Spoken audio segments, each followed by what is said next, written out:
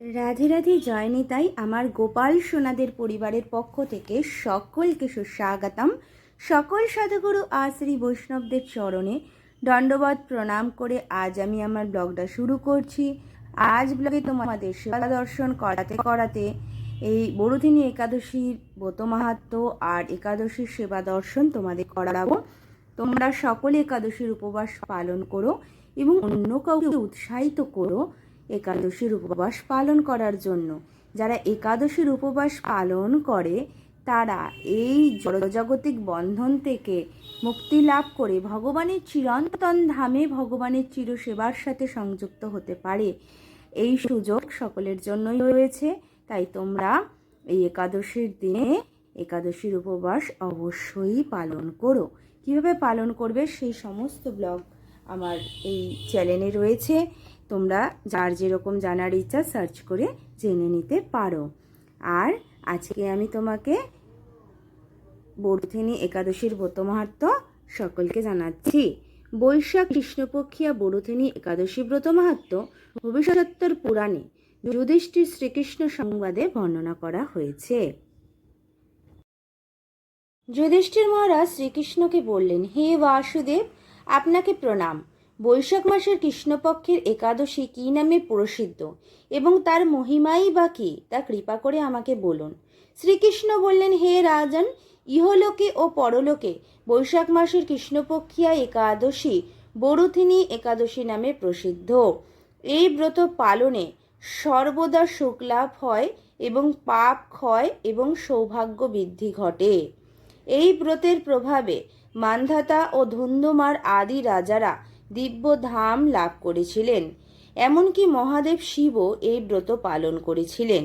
10,000 বৎসর তপস্যার ফল কেবলমাত্র এই বরুথিনী একাদশী ব্রত পালনে লাভ হয়ে যায়। যে শ্রদ্ধাবান ব্যক্তি এই সকল ব্রত পালন করেন তিনি ইহলোকে ও পরলোকে সমস্ত প্রকার বাঞ্ছিত ফল লাভ করতে পারে। তাই আমাদের সকলেরই একাদশীর উপবাস পালন করা উচিত। তাই আমরা সকলে একাদশীর উপবাস পালন করব এবং অন্য কাউকেও করার জন্য উৎসাহিত করব। হে নৃপশ্রেষ্ঠ, অশ্বদান অপেক্ষা গজদান শ্রেষ্ঠ। মানে ঘোড়ার দান থেকেও গজ অর্থাৎ হাতিকে দান করা শ্রেষ্ঠ। গজদান থেকেও ভূমিদান শ্রেষ্ঠ। ভূমি মানে জমি অর্থাৎ জায়গা, মাটি দান করা শ্রেষ্ঠ। আর তার থেকেও তিল কালো তিল যে দান হয় সেই দান শ্রেষ্ঠ। তিল দান থেকেও স্বর্ণ দান করা শ্রেষ্ঠ। স্বর্ণ মানে সোনা। এবং তা অপেক্ষাও অন্ন দান শ্রেষ্ঠ। তাহলে শ্রেষ্ঠ দান হয়ে যাচ্ছে কি অন্ন, মানে যে কোনো ক্ষুধার্ত ব্যক্তিকে অন্নদান করা। অন্নদানের মতো শ্রেষ্ঠ দান আর নেই। পিতৃলোকে দেবলোকে মানুষেরা অন্নদানেই পরিতৃপ্ত হয়। পণ্ডিতেরা কন্যাদানকে অন্নদানের সমতুল্য বলে মনে করেন। ভগবান স্বয়ং গোদানকে অন্নদানের সমান বলেছে। যে ব্যক্তি গোমাতাকে দান করে সেই অন্নদানের সমানই তাকে বলা হয়েছে। আবার এই সমস্ত প্রকার দান থেকেও যে ব্যক্তি বিদ্যা দান করে সে সর্বশ্রেষ্ঠ। কিন্তু এই বরুথিনী ব্রত পালনে সেই বিদ্যাদানের সমান ফল লাভ হয়ে থাকে যে ব্যক্তি এই বরুথিনী উপবাস পালন করে। তাহলে হে রাজন, এই বিধি অনুসারে বরুথিনী ব্রত পালনে সকল প্রকার পাপের বিনাশ হয় এবং অক্ষয় গতি লাভ হয়। যিনি হরিবাসরে রাত্রি জাগরণ করে ভগবান জনার্দনের পূজা করেন, অর্থাৎ ভগবান শ্রীকৃষ্ণের পূজা করেন রাত্রির জাগরণ করে জেগে, তিনি সর্বপাপ মুক্ত হয়ে পরম গতি লাভ করতে পারেন। তাই সূর্যপুত্র যমরাজের যাতনা থেকে পরিত্রাণের জন্যে পরম যত্নে এই একাদশী ব্রত পালন করা আমাদের সকলেরই উচিত এবং কর্তব্য। বরুথিনী একাদশী ব্রত কথা শ্রদ্ধাভাবে যেই ব্যক্তি পাঠ করেন এবং যেই সকল সুকৃতিবান ব্যক্তি শ্রবণ করেন তাদের সহস্র গোদানের ফল লাভ হয় এবং সর্বপাপ থেকে মুক্ত হয়ে বিষ্ণু লোকে তার গতিপ্রাপ্ত হয়। তাহলে বুঝতে পারলে যে একাদশী ব্রত মাহাত্ম্য কত বৃহৎ। তাই আমাদের সকলেরই কিন্তু এই ব্রত পালন করতে হবে। পঞ্চশস্য পরিহার করতে হবে। আর শ্যামাও কিন্তু পাওয়া যায় না। একাদশী উপবাস করে অনেকে বলে আমি পরোটা পেয়েছি আর শ্যামা পেয়েছি, শ্যামাও কিন্তু পাওয়া যায় না। তাহলে কিন্তু একাদশীর উপবাস হয় না। শ্যামাও কিন্তু অন্নের সমতুল্যই ধরা হয়।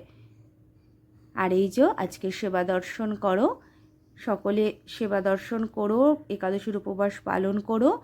আর একাদশীর উপবাসে করার পরে মাহাত্ম্য কথা অবশ্যই শোনো এবং অন্য কাউকেও শোনার জন্য সুযোগ করে দিও। আমরা যেন প্রত্যেকেই সেবার সাথে যুক্ত হতে পারি আর অন্য সকলকেও যেন সেবার সাথে যুক্ত করতে পারি। তাহলে যে হৃদয় আমাদের সদাই আনন্দময়, সেই আনন্দ সকলেই অনুভব করতে পারবে। শুধু নিজের জন্য নয়, প্রাপ্তি হলো সকলের জন্য। নিজে কি পেলাম কি হারালাম সেই হিসাব না করে আমার মাধ্যমে অন্য কজন সুখে রইল, ভালো রইল, সেই চিন্তা যারা করতে পারবে তারা নিজেরাও ভালো থাকতে পারবে। তাই আমাদের সবসময় সেবার সাথে যুক্ত থাকতে হবে, নিষ্কামভাবে কর্ম করতে হবে, সকলের মঙ্গল কামনা করতে হবে ঈশ্বরের কাছে। তাহলে ঈশ্বরের খুব কাছের মানুষ হয়ে আমরা উঠতে পারবো, প্রিয়জন হয়ে উঠতে পারবো। আর যখনই আমরা ঈশ্বরের প্রিয়জন হয়ে উঠব, তখনই দেখবে যে কোনো সমস্যা আমাদের সৃষ্টি করতে পারছে না। কারণ ভগবান শ্রীকৃষ্ণ স্বয়ং বলেছেন, যিনি আমাকে ধরে রাখেন, যিনি আমার সেবা করেন, তার সমস্ত কর্ম আমি করে দিই। আর মহাপ্রভু বলে গিয়েছেন যে এই কলিকালে সমস্ত বস্তুই যেহেতু অশুদ্ধ, তাই আমাদের শুদ্ধিকরণ জল দিয়ে সমস্তটা শুদ্ধ করিয়ে নিই, তারপরে ভগবানকে নিবেদন করি। এবং ভোগের উপরে তুলসীপত্র অবশ্যই নিবেদন করতে হবে, নাহলে ভগবান কিন্তু গ্রহণ করেন না সেই ভোগ। তাই এই ভোগ দেওয়ার আগে আমি তুলসীপত্র নিবেদন করে ভগবানকে আহ্বান করে আমি তাকে সেবা করাবো আর নাম করব পদা টেনে এবং মননে তাকে সেবা করিয়ে দেব। তারপরে আমি দরজা খুলে এসে আবার গুরুদেবকে নিবেদন করব। আর তোমরা দেখো আজকের ভোগ লেগেছে ফল, আজকে একাদশী যেহেতু ফল আর বাদাম ফ্রাই করে দিয়েছি দুপুরে, আর সকলকে দর্শন করিয়ে দিচ্ছি তখন। আর তরমুজ আর কলা, এদিকে লেগেছে হলো বাদাম জল, ভোগ লেগেছে। আর কত সুন্দর লাগছে ভোগ দর্শনে, বাড়ি সৌভাগ্য, তোমাদের ভোগ দর্শন করিয়ে দিলাম। এবার তোমরা আরতি দর্শন করো, আরতি দর্শনেও সৌভাগ্য বৃদ্ধি হয়। কত সুন্দর দেখো, আরতি করে নরহরি আরতি করে হে, আরতি করে নরহরি আরতি করে হে, আরতি করে নরহরি নিতাই রূপে গিয়া, আরতি করে নরহরি গৌর রূপে গিয়া, আরতি করে হে, আরতি করে হে, আরতি করে নরহরি আরতি করে হে। হেরি হেরি হেরি হেরি আমার গোপাল সোনার বদন হেরি, আরতি করে নরহরি আরতি করে হে। তাই তোমরা ভালো থেকো, সকলের উপর ভগবানের কৃপা বর্ষিত হোক।